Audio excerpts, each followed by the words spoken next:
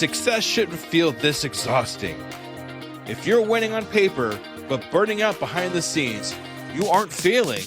You're stuck in a psychological bottleneck called a hurdle of stop. I've been there. On the outside, things look great, but I was secretly burning out, convinced I was just lucky and waiting to be exposed as a fraud. I realized I didn't have a business problem. I had a mindset block. Whether it's imposter syndrome, perfectionism, or fear or failure, these aren't just feelings. They are growth bottlenecks. Identify your specific hurdle and get one immediate action step to regain your momentum today. Go to tuepodcast.net/quiz. That's tuepodcast.net/quiz to take the 3-minute assessment and get your report now. This is an Undiscovered Legacy production and proud member of PodNation Media Network. Hello, Skoob believers, and welcome to episode number 114 of the Undiscovered Entrepreneur Get Across the Start Line. And it's me, Skoob, coming at you at whatever device you have to be listening on.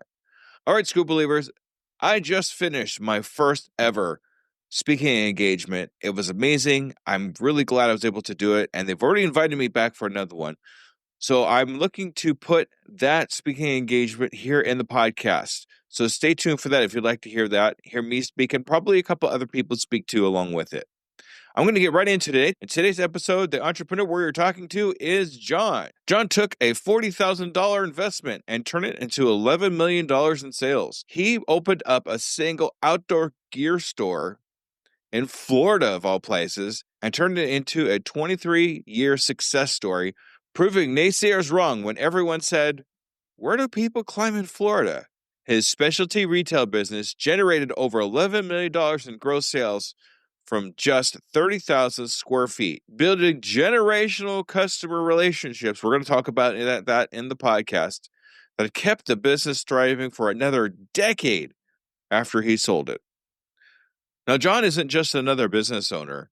He summited 12 peaks over 20,000 feet and used the mountaineering experience to create $30,000 adventure trips to the Andes. He literally stood at the curvature of the earth, witnessing his customers cry tears of joy that they couldn't shed because they'd freeze, and turn his fear of not knowing his own products into life-altering adventures for his clients. Now, John, after a devastating accident in 2012 left him with a traumatic brain injury, John didn't just recover. He reinvented himself in the digital space with a mission of impacting millions of families worldwide. He's now leading a multi-continental team working on an educational curriculum and aiming for $3 million in sales, proving that entrepreneurs can rise like a phoenix from the greatest challenges. So, ladies and gentlemen, let's listen to John. Are you ready to unlock your entrepreneur potential? Are you ready to break free from all the barriers holding you back? Then you've come to the right place. Welcome to the Undiscovered Entrepreneur, your first step in getting across the start line. I'm your host and guide, Skoob, and I'm here with one mission: to help you overcome the obstacles standing between you and the start of your adventure. Whether you're dreaming of launching a startup, creating the next big app, or turning your passion into a thriving business, this podcast is your launch pad. Together we'll navigate the challenges, overcome hidden boundaries that stop us from starting, and learn how to overcome them with the help of others and experience them right along with you. So are you ready to take that crucial step to transform from aspiring to inspiring? Then let's get across that start line together. Right here, right now, on the Undiscovered Entrepreneur.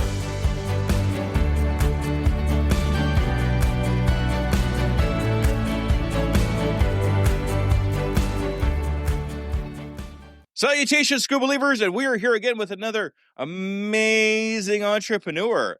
Today we're here with John. Hey, John, how's it going? It is going great, Jesse, and I'm proud and honored to be here. Thank you. Fantastic. Thanks so much for taking the time out of your day to be on the Undiscovered Entrepreneur, get across the start line. Yes, anytime I can share stories and tips and things that can improve people's lives and businesses, I'm there. So even if you did it at 8 o'clock, I would have been here. Midnight, I don't know, but yeah. The earlier kind we kind of got I no. know. Till we get that first cup of coffee, then it's life changes. Oh You yeah, know? everything Yeah. ding. Okay. So I'm going to ask you kind of a semi-serious question here. Okay, John, ready? Yes, sir. Go ahead. Fire Okay. away. All right, here we go.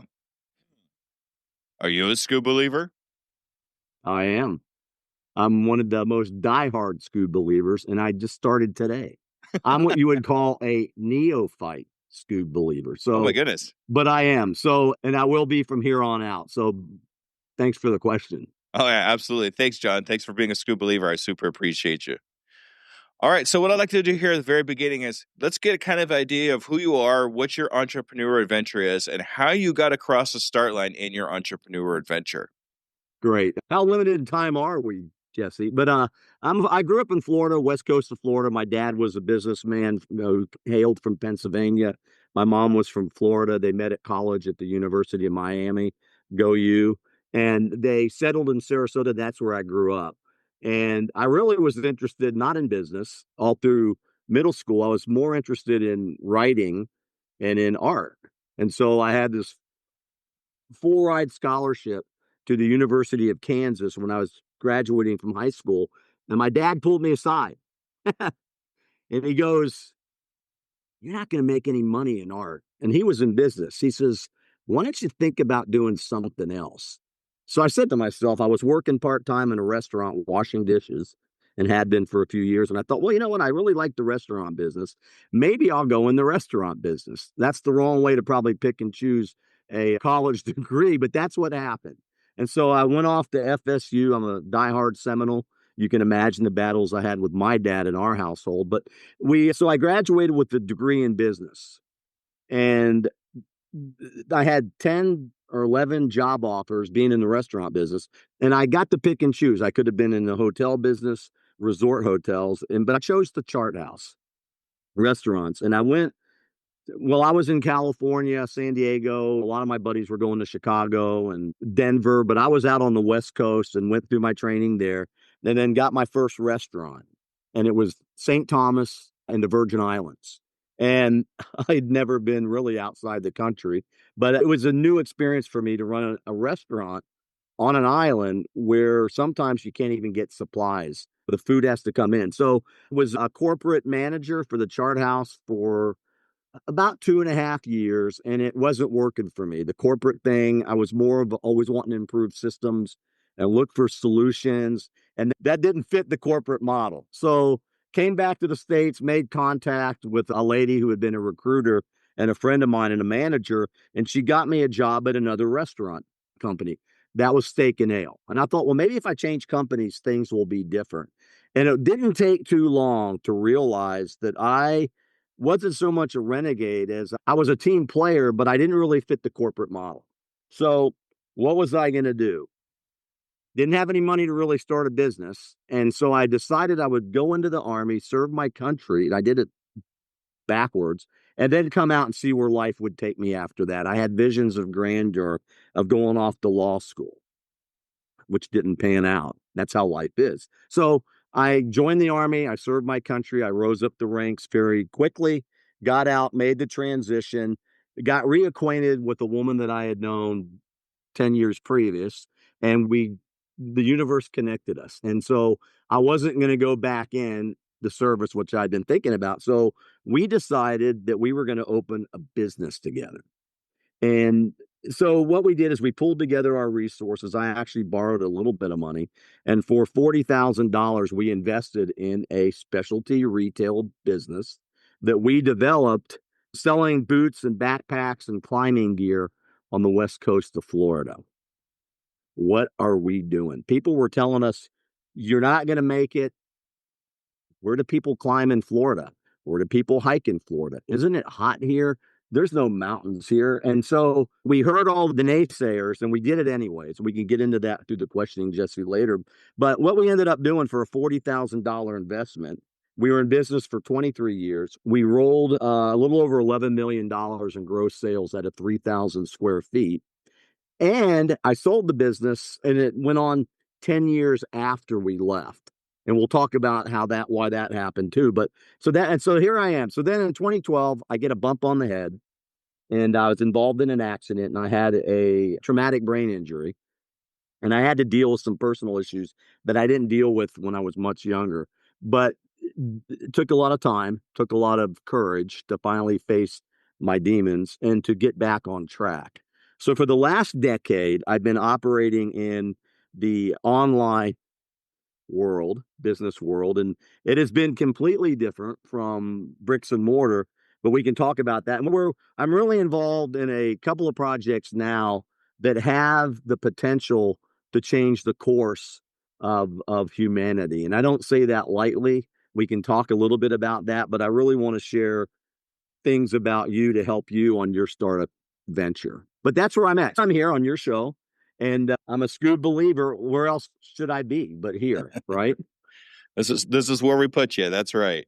It's funny that you used to work at a restaurant. I actually have a night job at the same time I'm doing this too, and I actually work in a restaurant here in Branson, Missouri, as a server. So not as high end as you, but it's funny that we have that kind of common thing. Absolutely. And I love servers. The servers had it going on. I remember here I am, college guy, college degree, making X amount of dollars, and get waiters, they were rolling in it. They had no responsibility but to their shift and to making money and to helping the business go. But no, that's great. And it is. It's a common ground thing that we've gotten. Yeah. And I'm an Army brat. I was born at Fort Ord Army Base when it was open, long way back. Wow. So, Is your dad still alive? pardon me? Is your dad still alive? Yes. Yeah. Well, that's Yes. good. The thing is, you came across a lot of the naysayers, especially when you were doing something that didn't quite match up to what people would normally think about. And it's funny because at the same time, I wanted to start a karaoke business in the middle of COVID. And Awesome, man. I love that. yeah. And it's like, okay, so I'll start things up now. And by the time I'm ready to go, COVID will be over. Obviously, I was wrong. But, it's interesting to me how we can have so many naysayers and so many people around us saying this isn't the right thing to do of where you're at, or it's not the right time to do something like that. But it explodes on us, even no matter what they say. No, you're absolutely correct, Jesse. The thing about we all have a life to live, right? None of us asked to be born, but we're here, and we might as well make the best of it. And so, guys like you that are innovative and think of solutions and ideas when we're trying to adapt and overcome a certain situation, that is a keynote foundational aspect of a startup entrepreneur. So, that the ability to find a solution to something that's going on. Now, for me personally, and it took a while because we don't like to say no, the naysayers, they were starting to create doubt in my mind just by a simple thing. Where are the mountains at in Florida? Really? People climb here? There's no national parks here. The Appalachian Trail's in Georgia, but I heard it all. And what they started to do, so I had to box them out, is they started, not that I was rude and ornery, but I just didn't listen. I guess metaphorically, I boxed them out. Oh, that's great. You're right. We'll see what happens. And when I started running trips to the Andes, and each trip was a $30,000 gross sale, then everything changed. So I was able to take that naysaying and take people on climbing trips, 10 years into the business. So naysayers are good because they can they can give you more drive. And not that you're doing it for them, it's something that you need to do for yourself. An interesting thing, too, when we were mentioning college and how, sometimes the gifts we don't even see right in front of us. I had a marketing class in the business school. And I remember the teacher, here I was, all 19 years old, thought I was like J. Paul Getty and this and that. And one of the required readings was Amy Vanderbilt's Book of Etiquette. Mm-hmm. And I thought to myself, why in the heck would you have a book of etiquette in a business marketing class? Well, let me tell you, that book helped me in so many of my professional relationships. It was unbelievable. And today, there's not a lot of etiquette. Just put it on, turn on the TV. There's so much unetiquette that I can tell you If you learn a little bit about etiquette, and this all has to do with relationship building with your customers and clients, if you learn a smidgen of etiquette and practice it, you are going to set a stand. You're going to set the wheat from the chaff. It's so cliche, but you will show up on somebody's radar when you practice that. I don't know why I put that in there, but something you said made me think about it. But yeah, so naysayers, we got to have them. They make the world go round, and they make solo entrepreneurs that much stronger in our convictions. Well, yeah, absolutely. And the thing for me too is I'm come across my naysayers as well too, but I like to think about it just like, oh yeah, watch this. And then actually, Bam. bam, there you go. Yeah. And who's it? Frank Sinatra said that the best revenge is massive success. So Love it. Yeah. yeah, and so then whenever I come across a naysayer of some way, shape, or form, that's kind of where I go to. I'll listen to what they have to say, but I'll take away what I want to take away from it instead of what they want me to take away from it. And I think that's more important than anything else when you come across somebody like that. No, you're totally correct, Jesse. And that's what we need to do when we have that naysayer. Listen, good listeners or good leaders listen, but it doesn't mean you have to do or believe what they say. Mm. That's your life. That's your business. It's not theirs. You're the one taking all the risk. Risk it because the rewards are so great. We can talk about that. But yeah, just like self-help or startup books. There's so, and you keep asking me questions that make me think of stuff. Go to the bookstore. Yeah, start self-help books and startup. They're like in competition. There's so many business schools or business books, and they're all great books. They're great people imparting knowledge and things that can help you. Sooner or later, you got to get off the X, what we say in the military, and just do it. Experiment, and we'll talk about that. I think we're going to talk about perfectionism. Yeah, that's definitely one of my four hurdles to stop. But that actually leads me great into my next question that I'm going to ask you here is, and everything that you've experienced so far, what do you think stops a lot of entrepreneurs from actually getting across the start line? What do you think actually stops them from starting? Great question, Jesse. Thank you. It's we are our own worst enemy. We've heard it all of our life. And it's us as individuals. We're the ones that stop it. I don't think there's all the naysayers or any comments that can be made, or even a lack of funding, or you can't find the right lease if it's bricks and mortar. I just say we're the greatest obstacle. You have to, there's going to be good days at startup, and there's going to be not so good days. And in startup phase, there's probably not so many good days because everything that comes up is another challenge. You're already schizoed out because it's a startup. You're trying to do something that you've never done before, and you just have to drive on. So that's the biggest hurdle is ourselves, and it's all mindset.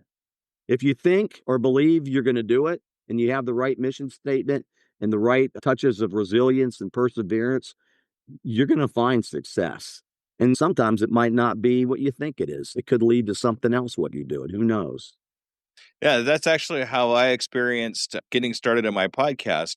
The karaoke thing obviously didn't work out. So instead of trying to throw my hands up in the air and say, okay, I'm not meant for this, I tried to figure out why it didn't work out for me. How come things didn't work the way I wanted? And that actually led me into podcasting. So even though I didn't start with podcasting, like I said to myself, I'm going to be a podcaster. That's not what I did. I said, I'm going to do this, but I pivoted over to this because I found this instead. And this was actually, I put the karaoke thing aside and said, I love podcasting even more. So let's just do this for now and see where that takes us. And 3 years later, here I am. That's a perfect example of an entrepreneur always on the lookout for opportunity. And we can take mud and turn it into clay bricks and build a house, right? That's what entrepreneurs do. If somebody asked me a question about what I've been doing lately, and I told her, and this is a person that's in business, and she got indignant. She said, I didn't want a sales pitch.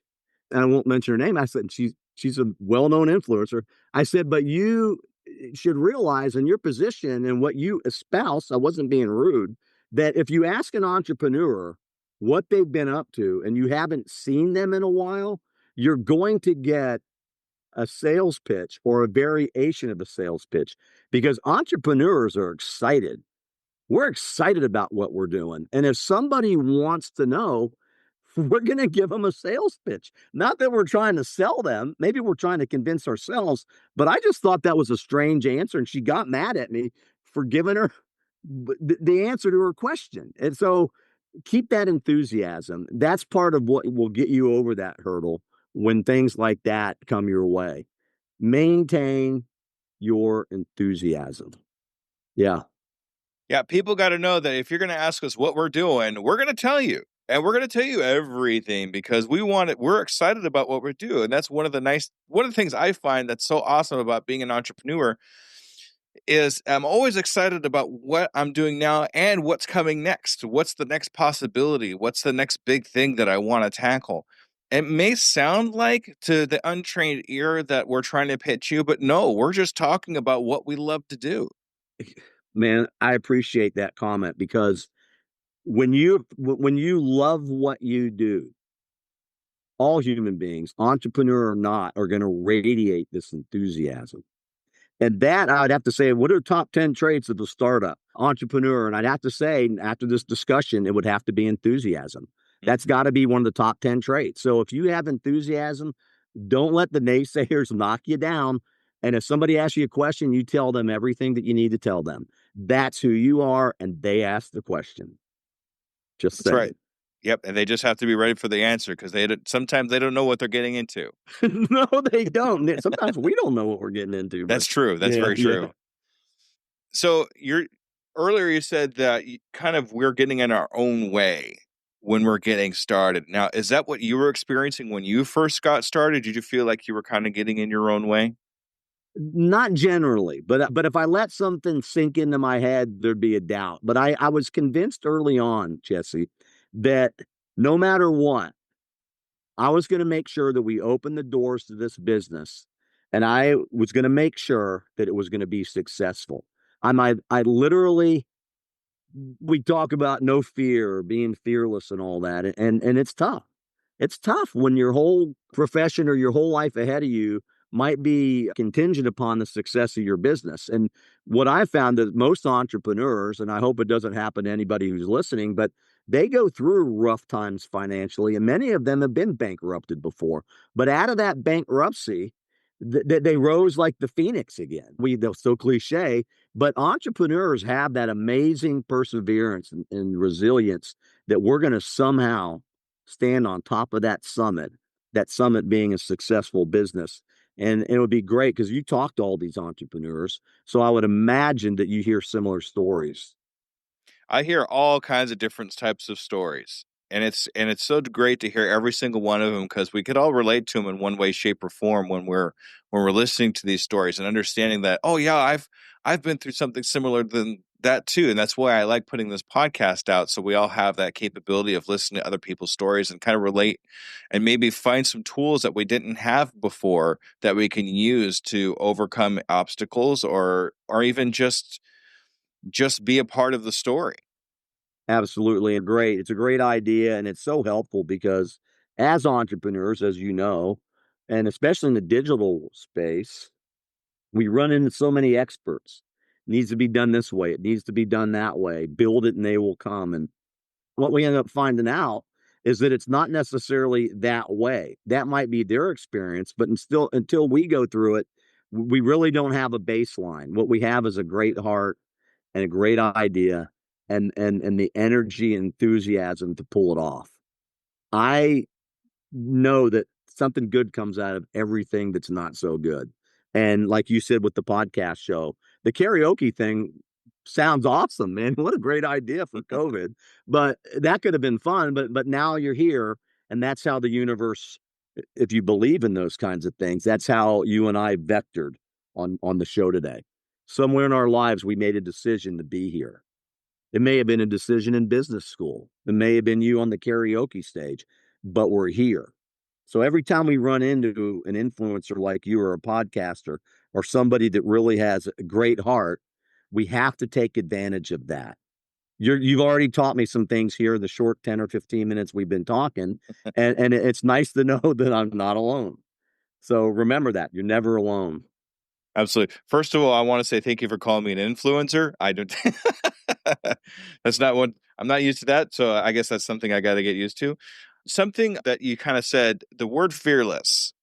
Now, me personally, I like fear. Fear is my friend. I want to be afraid just because I know on the other side of this fear is going to be something great as long as I could have the mental capacity to overcome this fear. I don't want to be fearless. I want to feel that fear, but that fear and excitement come from the same place in the brain as everything else. So having that fear isn't a bad thing. It's pointing you in a direction. I kind of use fear as my Yoda. If you want to kind of put it into perspective there. No, that's a great perspective. I was looking at my Facebook feed early this morning, and one of my Army brothers, he was a Special Forces, high altitude, low opening jump guy. I mean, this guy was the real deal, Green Beret in Vietnam. And he shared a photo. He lives in Montana, but he shared a photo of some bear tracks, recent bear tracks in the mud in the same direction he was hiking. And he said, here's a Vietnam veteran, combat guy, seen all kinds of stuff. He goes, I just got a sign and I think I'm going to turn around here. And so my point is, it's probably a good thing. It could have been a mama, who knows what, but it was definitely a grizzly bear. There's healthy fear and there's what I would say there's wise fear. And I would say the entrepreneur is that wise fear. Somebody that's looking at a bear track, that's healthy fear. Or vice versa, what I'm trying to say. So I'm not saying that, and I love the fact that you get motivated by fear, but look at fear because if you exhibit fear, now turn around because the bear, that doesn't make you a wuss or anything. It makes you pretty smart. But fear is just the unknown. But if you're frightened by the unknown, and none of us know what's going to happen tomorrow, or 20 minutes from now, that's not a way to live your life.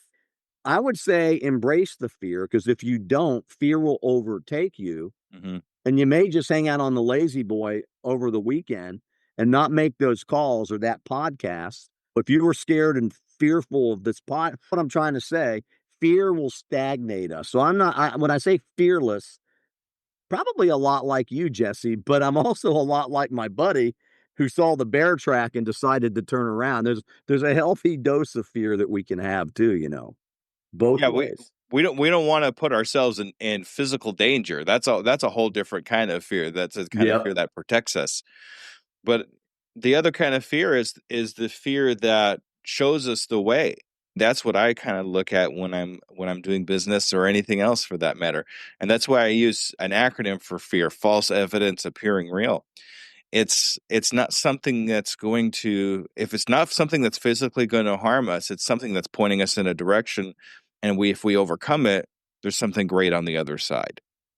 absolutely. And that the stoicism, which is something I've been looking at recently, Hmm. it says that the challenge is the way.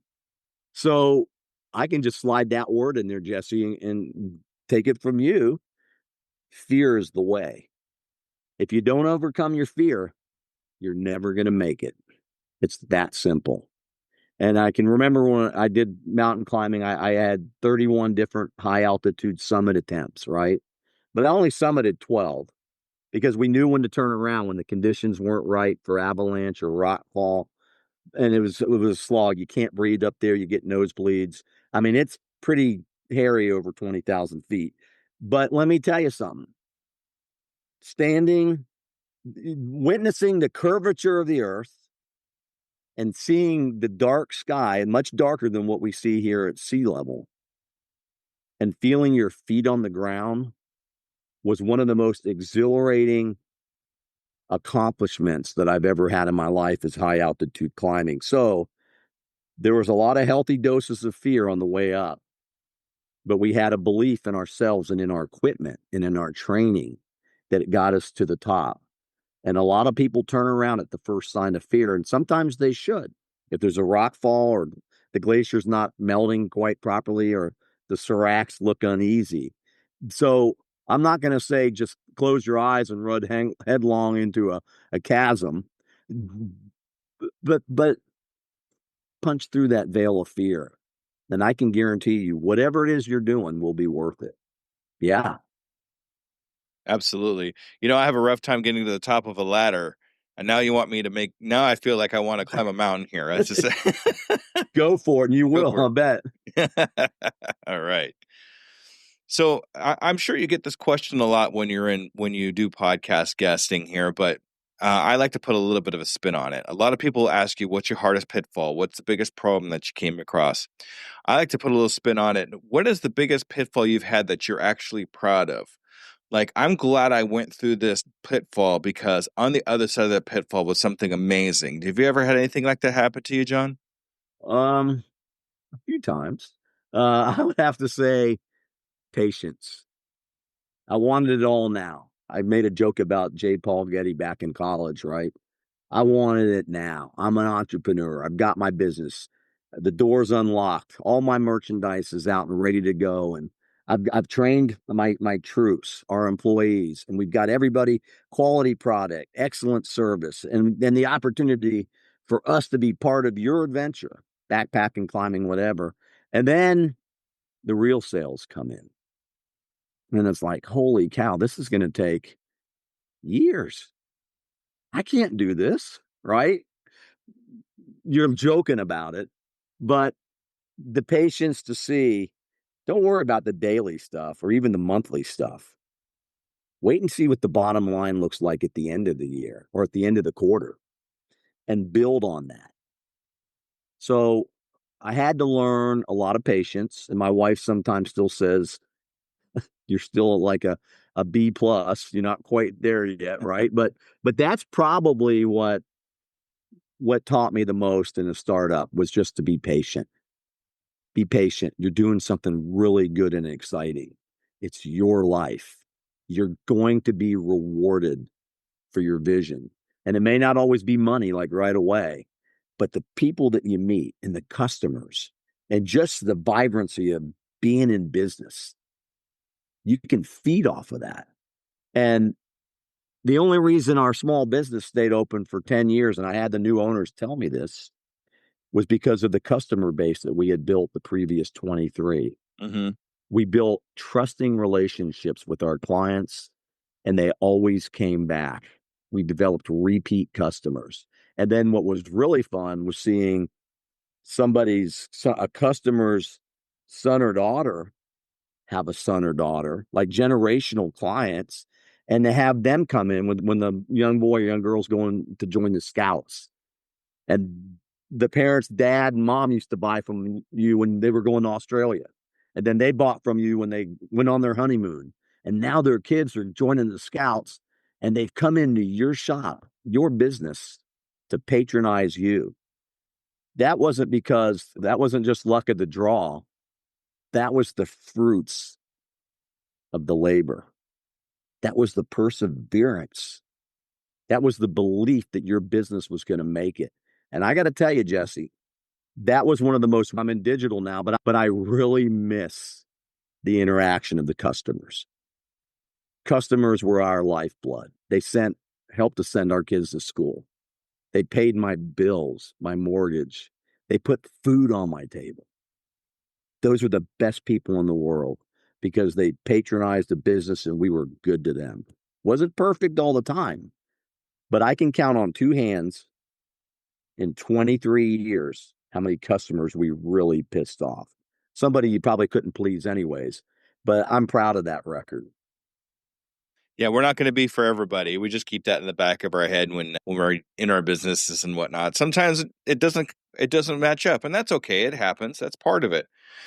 But we live in a world right now that's I gotta have it now, I gotta have it today kind of thing. And it's unfortunate, but it's true. But it's the people that know that it's a long-term thing that we're doing here. It's not going to be a short-term thing. Your first dollar is not going to be for some time.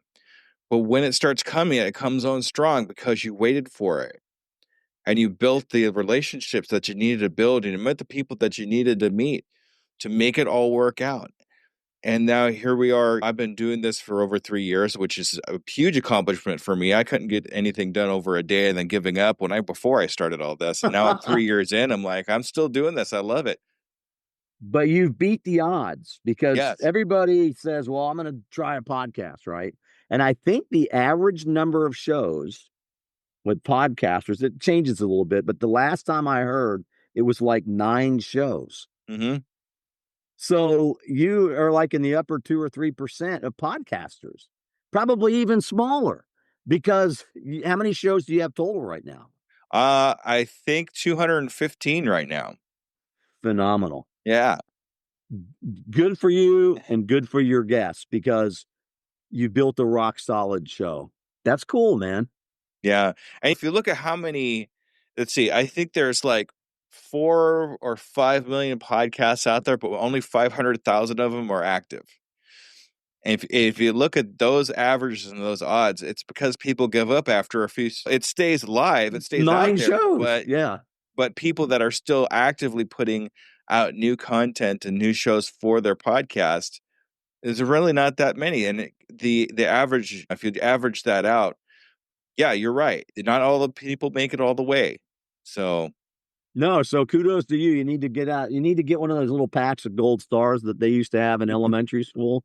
Remember? And they'd put it on your paper. Sometimes you'd get 3 gold stars. So do yourself a favor, man. Put a gold star on your notepad. there you go. When I get 5 of them, I get a gummy bear. That's right. Scooby Doo, brother. Scooby snack. That's right. That's right. All right, that's awesome. Thanks for that. I appreciate that answer. It was really good. Thank you. So You're welcome. I'm going to go the opposite way now. You've actually been through a lot. You've had a lot of business experience, but do you have 1 or 2 things that really kind of feel like are a great accomplishment for you? It didn't have to do with, I've got more than one, but it's a great question. I appreciate it. I was in a startup nonprofit, right? They're run a little bit differently from a for profit, but some of the things are still the same, enthusiasm, teamwork, mission. And what our mission was, it was in Sarasota, Florida. Our mission was to help bring back international rowing to the United States of America that hadn't been here since 1991, right? We were building this Olympic location, Olympic venue, and I was tasked with being the volunteer coordinator. And so I had some phenomenal volunteers from age 14 to 90, and they were all ambassadors of the community. And when the governing authorities from Switzerland came over and we went through all the paperwork and, did all the things we needed to do to apply for that particular event, they were impressed with the people of Sarasota County, Florida, the volunteers. And the volunteers were a huge part of the success to bring in 2017 to bring the rowing back to the States. But those volunteers exemplified what a lot of entrepreneurs exemplify: pride in what they're doing, enthusiasm, a belief in a mission that seems impossible. And that was probably, as far as a leader goes or a startup guy goes, that was probably one of my proudest moments, being a startup guy, startup person. My small business in Florida, I think the accomplishment I alluded to a little while ago, Jesse, was the mountaineering trips that we used to do to South America. Mm-hmm. And we sold climbing gear. And the guy told me, he asked me a question one time about a piece of equipment, and I didn't know the answer. And I'm thinking to myself, what the heck am I doing selling climbing gear? And I don't even know how to use it. So got a wild hair, booked a trip to Mexico, went down and used all the gear, and I climbed to 18,000 foot summit. And that was the baseline for taking people on adventure trips. I'm not even a certified guide or any of that. We would hire them in the countries we were going to. But I was so proud of those because we didn't just take people for our business on vacations. We took people on life-altering adventures. And to be part of that as an entrepreneur, it just blows my mind. And I'm so proud of those moments. I can remember one customer, this one young lady who went on a trip. She was a park ranger in Florida, but a real small person. And she made it to the summit, right? And we're sitting at the summit. It's months and months of training, and wasn't sure she was going to make it, but we're sitting up there and all the clouds are like forming around us. And she looks at me and she says, "This is phenomenal. She said, but I can't cry because my eyes will be frozen shut. She says, and I've got so many tears right now. And she said, thank you. How many customers can we percolate to say something like that? We're still good friends. Her dad was a Boy Scout leader in Florida. But that moment, that one single moment that that customer told me that, it was like, holy cow, we're making an impact in people's lives. So as a business owner, especially somebody with a new startup, you can be a very positive impact in somebody's life.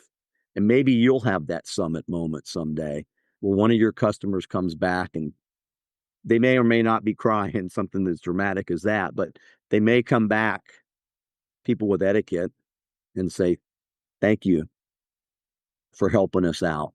Thank you for your products. Thank you for your service.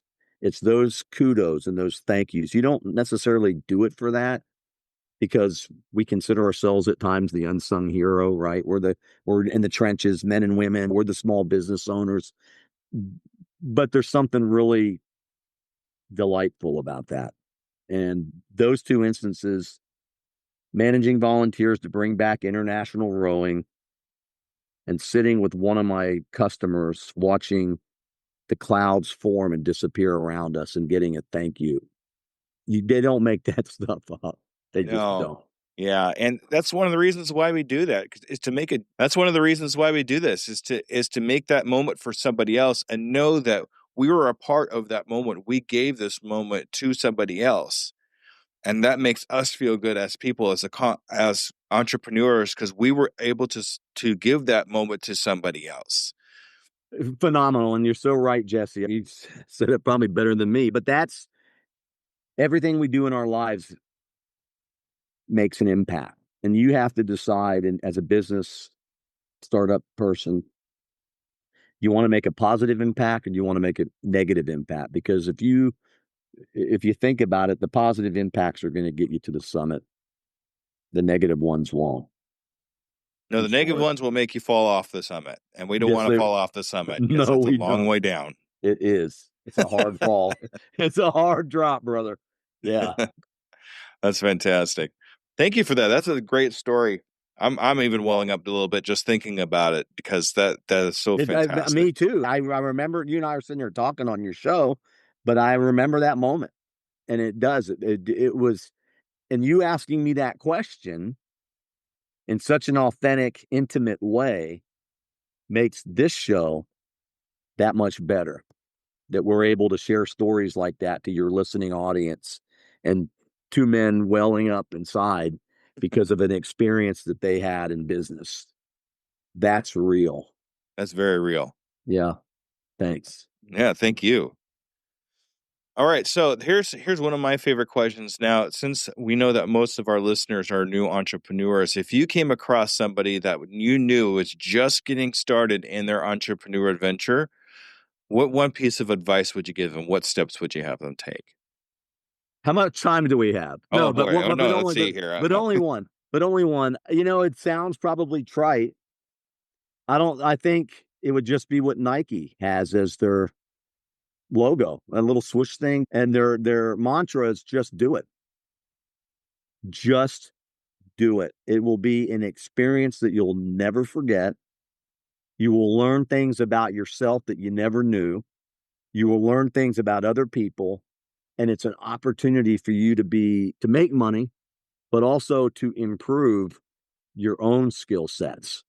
You know, you were talking about the fear and all this. If you're fearful of getting up on stage or you're fearful that your bank account won't make it, whatever it is, just do it.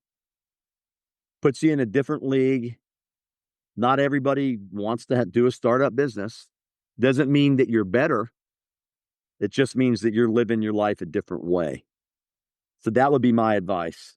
Now, if you're depending on what the product is or the business, I might have a different answer. But I would say 99.99% of the time, I'm just going to say just do it. Find a way to do it. Fantastic. That's awesome. That actually is very similar, and not that I'm trying to steal anything, very similar to my tagline for my podcast. I can, I am, I will, and I'm doing it today. We do things now while we're thinking about it. My son was 6 when he said that. And That's awesome. he was having a rough time with his homework, and he just popped off with that when he was 6 years old. I was like, wow. So we started posting it all over the house and everything else. And we still live by that today. He's 18 now and learning to be a professional cook. And he still says that. As a family, we've really kind of taken that in. And now I've made it part of my podcast because it's such a powerful thing for a 6-year-old to say, let alone the meaning of it, the meaning behind it. We do things now while we're thinking about it. Otherwise, we miss an opportunity, and we don't want to miss an opportunity. So we do it now. We do it today. Absolutely. And thanks for sharing that. And that mantra lives in your heart and in your son's heart and in your family. So it's a good thing. But I just wanted to back up real quick about perfectionism, because Oh, that could yes, be please. Yeah. that could be a fearful thing, right? But I'm gonna relate this to a military thing. So we'll kill two birds with one stone. You'll learn something about the military, but you'll also learn something about perfectionism. Mm. And I was in a field artillery unit. And in field art, it was a howitzer, 200 millimeter howitzer, 400-pound shell that we could throw 25 miles away. And what you have to make sure that it hits the target is you have these guys or gals called forward observers. And they'll go to the target location or near the target location, and they'll watch and they'll send back the coordinates, right? So they plug in the coordinates, you fire the round, they watch to see where it hits, right? And you missed it. You're 400 feet past it. Adjust. You adjust fire, right? They give you new coordinates. You fire off another round, and you're 300 feet closer, right? It's not perfect yet. So then they call in the last coordinates, and it's right on target, and you win. You blow away the target. Now, business is not really like that, but if the forward observers wanted to be perfect, you might have been surrounded by the enemy in short order. You had to get those rounds out. You had to diffuse the situation, and perfectionism would have never have gotten them there. So you're gonna make mistakes. You can spend month after month until the cows come home trying to get a perfect plan, and you don't need a perfect plan. You just need a plan, and you need to get started. And remember what General Patton said. Now, he's a military guy, right? A violent plan executed now is better than a perfect plan executed next week. And it's kind of the same thing. So perfectionism can be a serious double-edged sword because you want to do it right. But if you wait for right to be perfect, you're wrong. You need to get going. You need to get started now. And if you do that, you'll be way ahead of the curve. You could be months in your business already.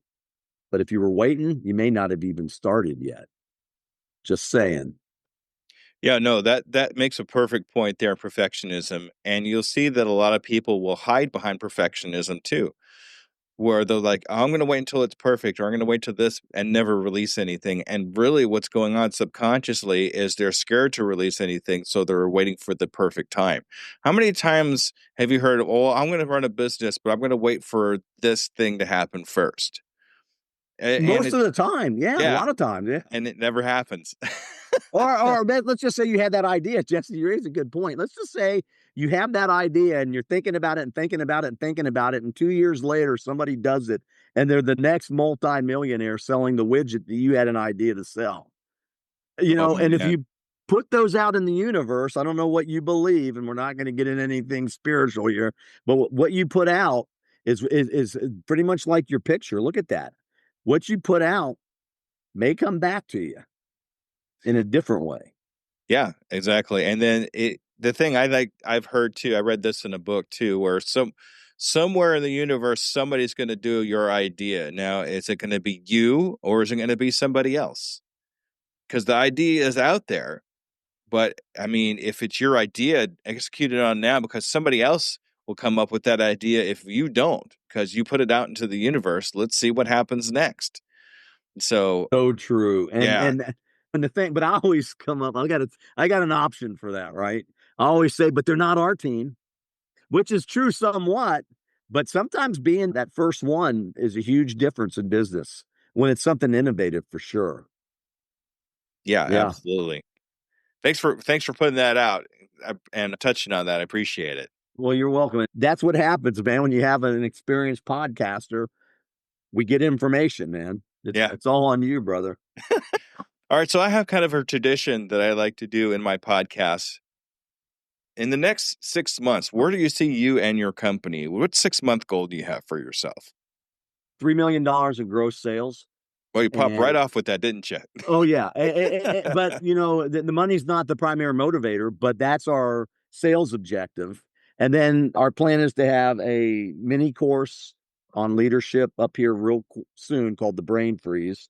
This is on neomasculinity.solutions. And then we've actually finished a college curriculum. We're looking at accreditation on information analysis and gender roles. Nobody's doing anything like that. They're all talking about it, but we've got a PhD level course that we've already written, AI assisted. And then we have the high school courses finished. It's called the Brainery. We train brains, not grains. And then we'll be working on the eighth and ninth grade middle schoolers. And then we'll be working on kindergarten through six. And what it'll be 4 silos, granaries, we call granaries. And there'll be consistency throughout the whole thing. And it's a reignition of intuition, scientific method, and gender roles. So that should be done. We're hoping by the end of the summer, but surely by the end of the year. And then I have a rock solid team, and it's multi-continental right now. You know, we can do that when we're in the digital space these days. I have AI on board with us. We have a program, Interview Connections, which helped me to meet you. You know, so we've got a lot going on, but the primary goal is to just help millions of families and men and women across the planet. We have a little Sentinel handbook. It's 9 languages. It's not a book on astrophysics. It's just basically a primer on how to spot unreliable information and then how to use our gender roles to do something about it. You know, how do we fulfill our roles as parents?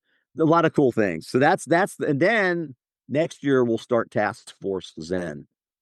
But we want to get this one off the ground first. Fantastic. So here's what I want to do with you, John, is in 6 months, I'd like to have another interview with you. Okay. I'd Yeah. like to see if you've reached those goals and what kind of new experiences you've had since this interview. Is that okay? Put me down in your book. I'm ready. All And I'm right. old school. Look at this. Jesse, all my appointments come from the old dome. My team wants me to get more digital and all this, but there's still some old school things that I've learned that seem to work for me. So, yeah, I'd love to come back on your show. And, you know, and if we hit that sales mark, we may even do a live broadcast from, I don't know, Old Faithful, the Geyser, who knows? But yeah, we'll do something special for that show. All right. Awesome. Thank you so much. You're welcome. All right, John, this is your time to shine. This is a time where I want you to talk about yourself, how we get a hold of you, and all that good stuff. Okay, ready, set, go. Okay, you can get a hold of me at JK Juliet Kilo at neomasculinity.solutions. That's my email address.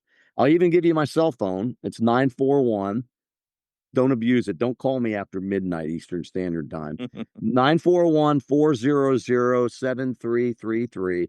And if I don't get back to you right away, you want to leave a comment, go ahead and do it. I'll do my best to get back to you.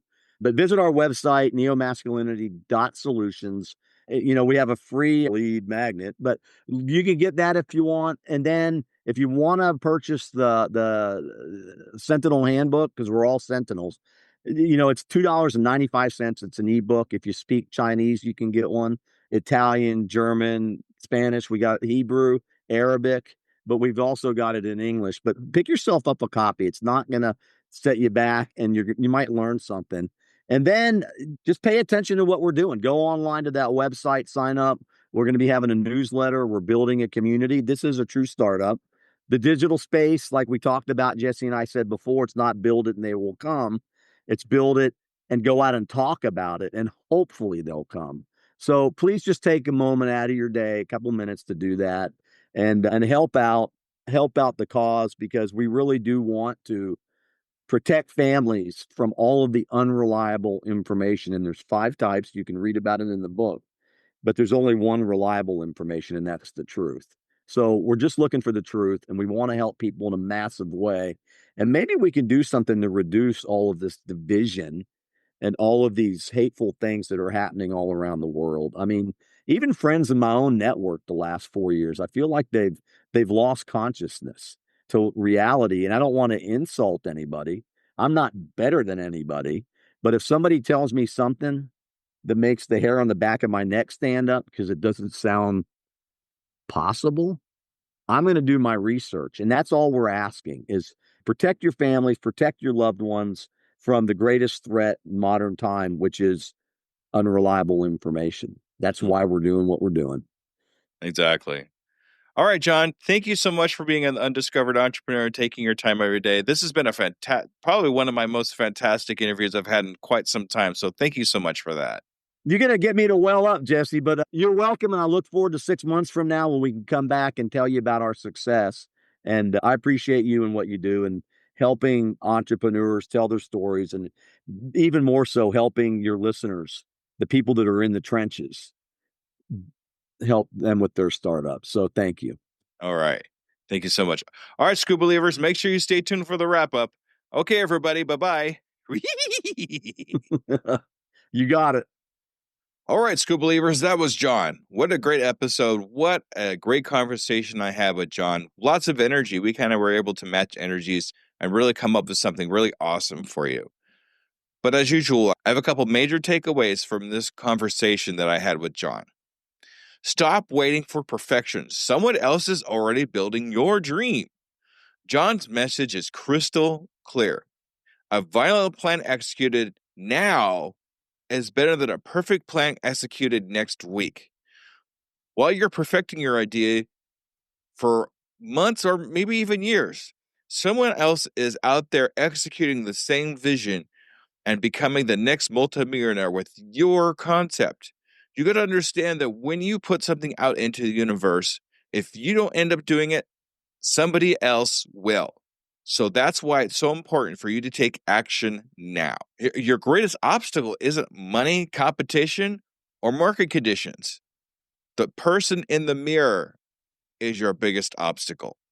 John built an $11 million business after being told it would never work, survived a traumatic brain injury, and is now targeting $3 million in digital sales because he conquered the one enemy that truly mattered.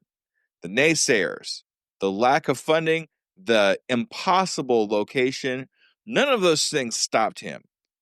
And none of it will stop you unless the person in the mirror becomes your biggest enemy. And with that, I'm going to say thank you very much for another great episode of the Undiscovered Entrepreneur Get Across the Start Line.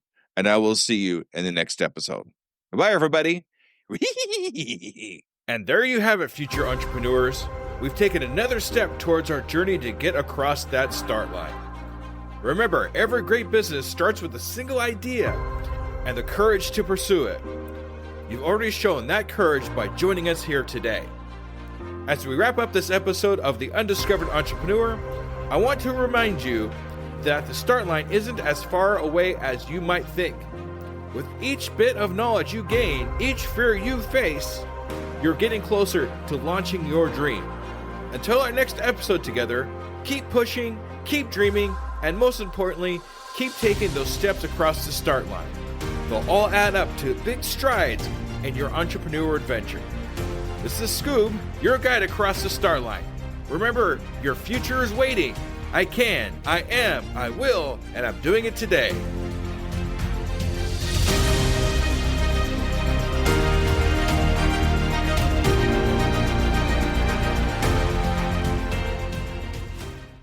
Hello, Skoob believers. Let me ask you a real quick question. How many cups of coffee have you had today? 3, 5, 7? And let me guess, you've got a Red Bull in the other hand just in case, right?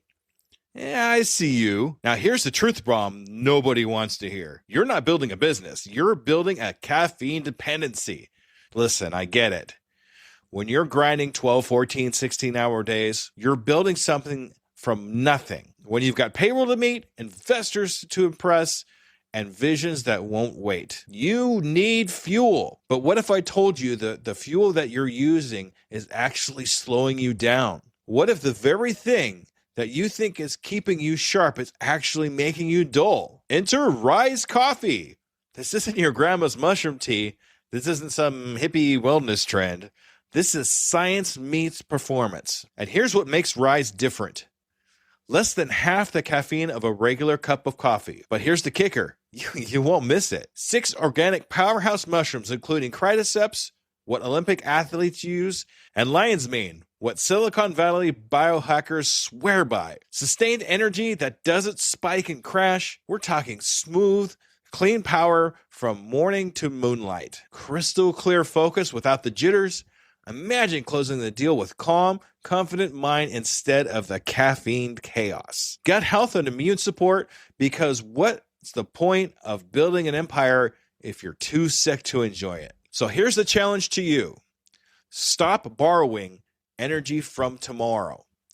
Stop running on fumes and call it a hustle. Stop wearing your caffeine addiction like a badge of honor. Real entrepreneurs optimize, real entrepreneurs adapt, real entrepreneurs win. You can't win if you're crashing at 2 p.m. while your competition is just getting started. Break the cycle.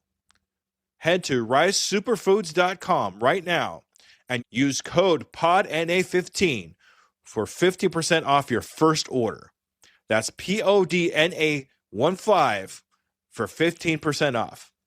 Try it for 30 days.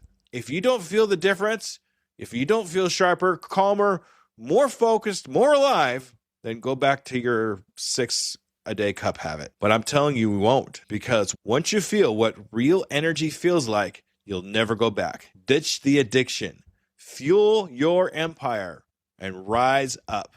Rise Coffee, energy that builds, not burns.